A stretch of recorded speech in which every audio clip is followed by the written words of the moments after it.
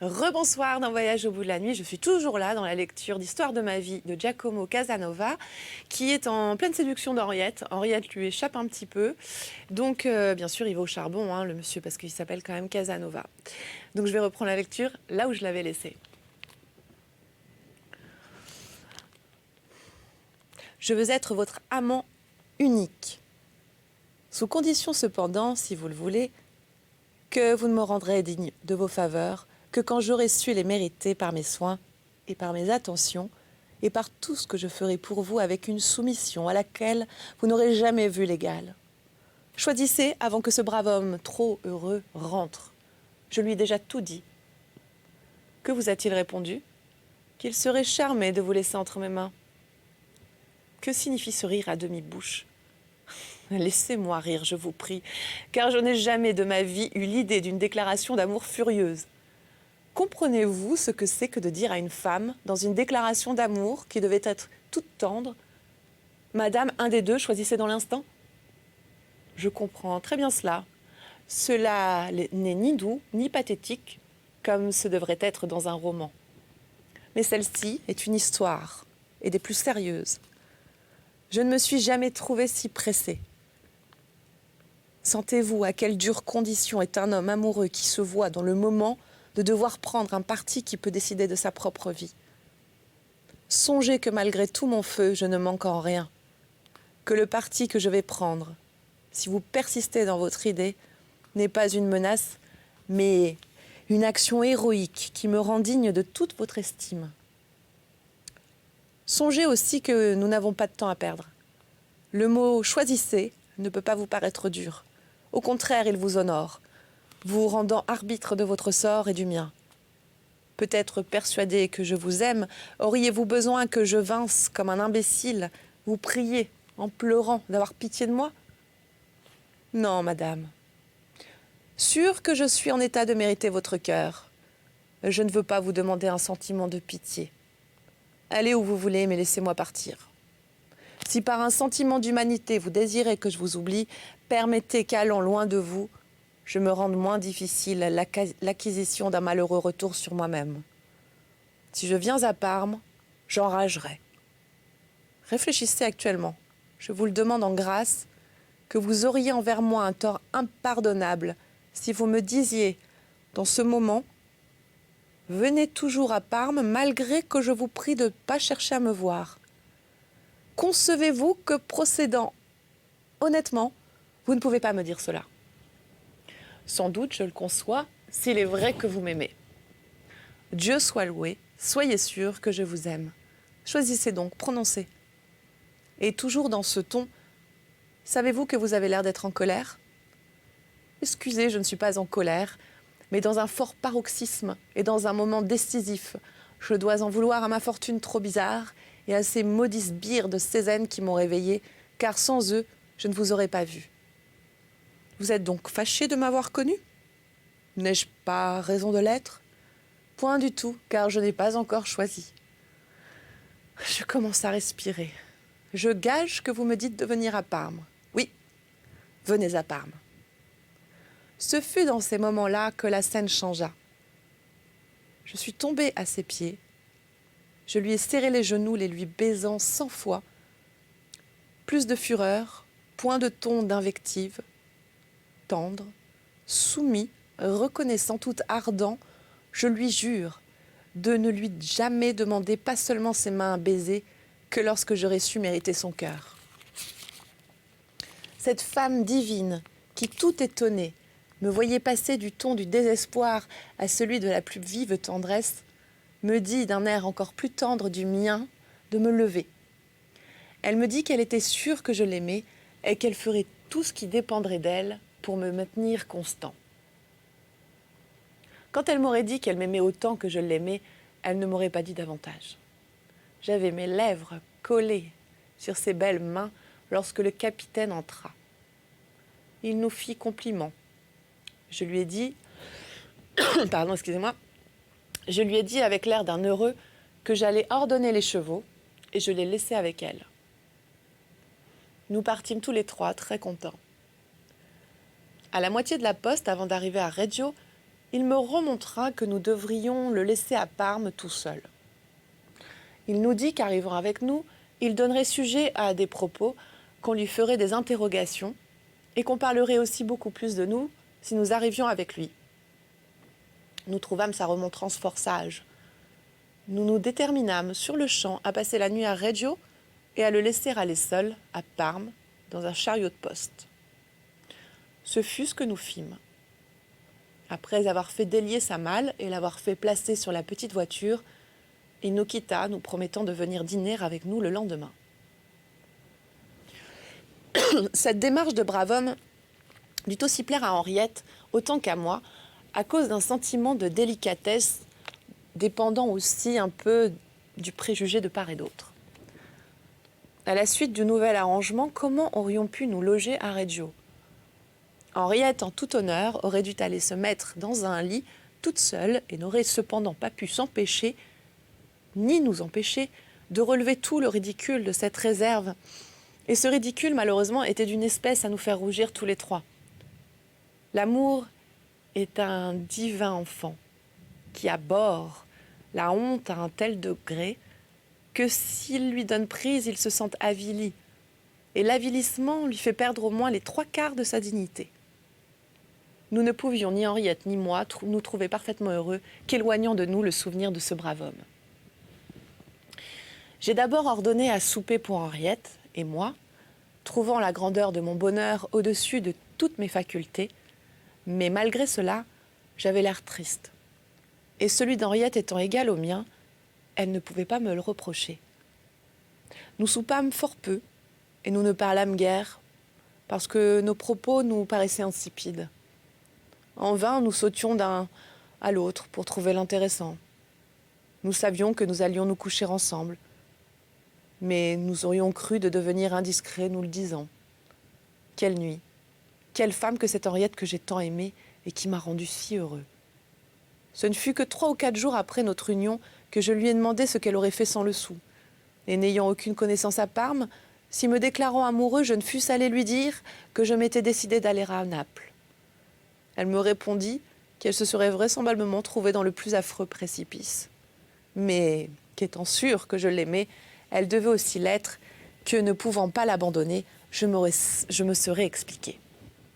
Elle ajouta, impatientée, Elle ajouta qu'impatientée de se rendre certaine de ma façon de penser sur son compte, elle m'avait fait interpréter sa résolution à l'officier, sachant qu'il n'était en état ni de s'y opposer, ni de poursuivre à la garder avec lui. Elle me dit enfin que, ne m'ayant pas compris dans le plaisir qu'elle avait demandé à l'officier de ne plus penser à elle, elle trouvait impossible que je ne lui demandasse si je pouvais lui être utile seulement en conséquence d'un simple sentiment d'amitié, et que pour elle, elle serait déterminée en conséquence des sentiments qu'elle m'aurait trouvés. Elle conclut par me dire que si elle s'était perdue, son époux et son beau-père en étaient la cause. Elle les nomma monstres. En entrant à Parme, j'ai poursuivi à garder le nom de Farouzzi. C'était le nom de famille de ma mère. Henriette écrivit elle-même le nom qu'elle prit. Anne Darcy, française. Dans le moment que nous nous répondions au commis que nous n'avions rien de nouveau, un jeune Français à l'air leste s'offre à mon service et me dit qu'au lieu de descendre à la poste, je ferais mieux me faisant conduire chez Dandrémont, où je trouvais appartement, cuisine et vin de France. Voyant que la proposition plaisait à Henriette, j'y consens, et nous allons descendre chez cet Andremont, où nous nous trouvâmes très bien logés. Après avoir accordé à journée le laquais qui nous avait fait aller là, et avoir fait l'accord en détail sur tout avec le maître de maison, je suis allée avec lui placer ma voiture dans une remise. Après avoir dit à Henriette que nous nous reverrions à l'heure du dîner, et au laquais de louage de m'attendre dans l'antichambre, je suis sortie tout seul.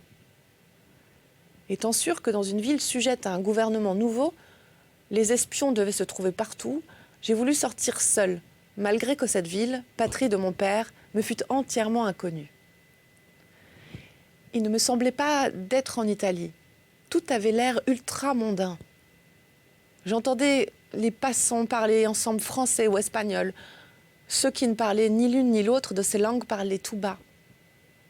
Courant partout au hasard, cherchant des yeux une boutique où l'on vendit du linge, sans vouloir demander où je pourrais la trouver, j'en vois une dans laquelle j'observe la grosse maîtresse assise au coin à son comptoir.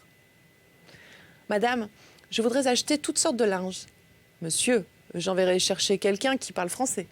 C'est inutile puisque je suis italien. »« Soit, au nom de Dieu, rien n'est si rare aujourd'hui. »« Pourquoi rare ? Vous ne savez donc pas que dès Philippe est arrivé et que Madame de France, son épouse, est en chemin ? Je vous en fais mon compliment. Beaucoup d'argent doit rouler et on doit trouver de tout. C'est vrai, mais tout est cher et nous ne pouvons pas nous faire à ces nouvelles mœurs. C'est un mixte de liberté française et de jalousie espagnole qui nous fait tourner la tête. Quel linge voulez-vous ? Je vous avertis avant tout que je ne marchande pas. Ainsi, prenez garde. Si vous me surfaites, je ne viendrai plus chez vous. Il me faut de la fine toile pour faire 24 chemises à une femme, du bassin pour faire des jupons et des corsets, de la mousseline, des mouchoirs et d'autres articles que je voudrais bien que vous eussiez, car étant étranger, Dieu seul sait dans quelle main je vais tomber. Vous tomberez en bonne main si vous vous fiez à moi. Il me semble de devoir vous croire. Je vous prie donc de m'assister. Il s'agit aussi de me trouver des couturières qui travailleront dans la chambre même de la dame qui a besoin de se faire rapidement tout ce qui lui est nécessaire. Des robes aussi ? Robes, bonnets, mantelets, tout enfin, car en qualité de femme, vous pouvez vous la figurer toute nue. Si elle a de l'argent, je vous réponds qu'il ne lui manquera rien. J'en fais mon affaire. Est-elle jeune ? Elle a 4 ans de moins que moi et elle est ma femme. Ah, que Dieu vous bénisse. Avez-vous des enfants ? Pas encore, ma bonne dame. Que je suis contente. J'envoie d'abord chercher la perle des couturières. En attendant, vous allez choisir. Après avoir choisi tout ce qu'elle avait de mieux dans les articles que je lui demandais, je lui en payai la valeur et la couturière arriva. J'ai dit à la marchande lingère que je demeurerais chez d'Andremont que si elle m'envoyait un marchand avec des étoffes.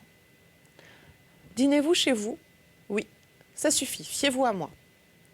J'ai dit à la couturière, qui était avec sa fille, de me suivre en portant le linge. Je ne m'arrête que pour acheter des bas de soie et de fil, et en entrant chez moi, je fais monter le cordonnier qui était à ma porte. Voilà le moment du vrai plaisir. Henriette, que je n'avais averti de rien, regarde tout cela mis sur la table avec l'air de la plus grande satisfaction, mais sans autre démonstration que celle du contentement qu'elle ne fait paraître que dans l'éloge qu'elle fait de la belle qualité des articles que j'ai su choisir. Point d'augmentation de gaieté à cause de cela, point de bas remerciements ou d'expressions indiquant reconnaissance. Le valet de louage était entré chez moi dans l'appartement à mon arrivée avec les couturières et Henriette lui avait dit avec douceur de retourner dans l'antichambre, prêt à entrer quand on l'appellerait. On déploie les toiles. La couturière commence à couper pour faire des chemises. Le cordonnier lui prend la mesure et je lui dis de nous monter d'abord des pantoufles. Et il s'en va. Un quart d'heure après, il remonte avec des pantoufles pour Henriette et pour moi. Et voilà le valet de louage qui entre avec lui sans être appelé. Le cordonnier, qui parlait français, faisait des comptes à Henriette, fait pour faire rire. Elle l'interrompt pour demander au valet de louage, qui se tenait là avec nous, ce qu'il voulait. « Rien, madame, je ne suis ici que pour recevoir vos ordres. »« Ne vous ai-je pas dit que quand on aura besoin de vous, on vous appellera ? Je voudrais savoir lequel des deux est mon maître. »« Aucun, lui dis-je en riant, voilà votre journée, partez. » Henriette poursuit à rire avec le cordonnier, qui, voyant qu'elle ne parlait que français, lui offre un maître de langue. Elle lui demande de quel pays il était. Flamand. Il est savant. Il a 50 ans, c'est un sage, il loge chez Bornica. Il prend 3 livres de Parme par leçon, si elle dure 1 heure, et 6, si elle dure 2. Et il veut être payé fois par fois. « Veux-tu, me dit-elle, que je prenne ce maître ? Je te prie de le prendre, cela t'amusera. » Le cordonnier lui promit de le lui envoyer le lendemain à 9 heures. Tandis que la couturière, mère coupée, la fille commençait à coudre. Mais une seule ne pouvant faire beaucoup d'ouvrages, j'ai dit à cette femme qu'elle nous ferait plaisir, nous en procurant encore une autre qui parlerait français. Elle me l'a promis dans le même jour. En même temps, elle m'offrit son fils pour valet de louage, qui commençait déjà à s'expliquer en français, m'assurant qu'il n'était ni voleur, ni indiscret, ni espion. Henriette m'ayant dit qu'il lui semblait que je ferais bien à le prendre, elle ordonna d'abord à sa fille d'aller le faire venir et de faire venir aussi la couturière qui parlait français. Ainsi voilà une compagnie qui pouvait amuser ma chère épouse. Le fils de cette femme était un garçon de 18 ans qui avait été à l'école. Il était modeste et il avait l'air honnête. Lui ayant demandé son nom, je fus très surpris de l'entendre me dire qu'il s'appelait Codagna. Le lecteur sait que mon père était parmesan et il peut se souvenir qu'une sœur de mon père avait épousé un Codagna. Ce serait plaisant, me disais-je, si cette couturière était ma tante et si mon valet était mon cousin. Taisons-nous. Henriette me demanda si je voulais que cette couturière dînât avec nous, mais je l'ai conjurée de ne pas vouloir pour l'avenir me mortifier, faisant dépendre de moi des si petites choses. Elle rit et elle me le promit. J'ai alors mis dans une petite bourse 50 sequins et je lui ai dit, la lui donnant, que moyennant cela, elle paierait elle-même toutes les petites choses dont elle pourrait avoir besoin et que je n'aurais pas pu deviner. Elle accepta, me disant que ce cadeau lui faisait un très grand plaisir.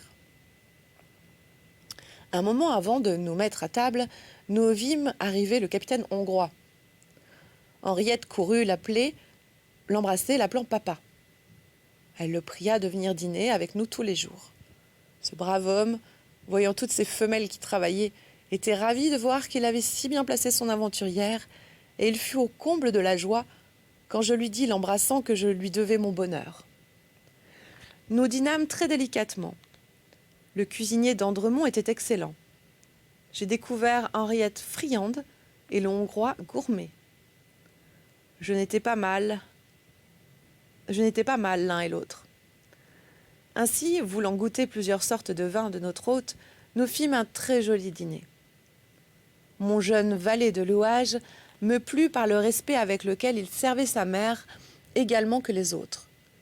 Jeanneton, sa sœur, travaillait avec la Française. Elles avaient déjà dîné. Au dessert, j'ai vu arriver la marchande lingère avec 2 autres femmes, dont une qui était marchande de mode parlait français.